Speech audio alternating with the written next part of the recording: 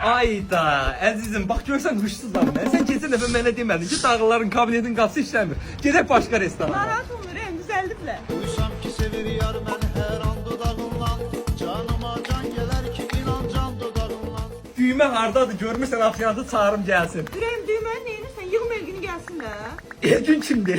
Afsiyantdır da, Elişon illi afsiyantıdır buranın. Duysam ki sevir yar mən hər an dodağından.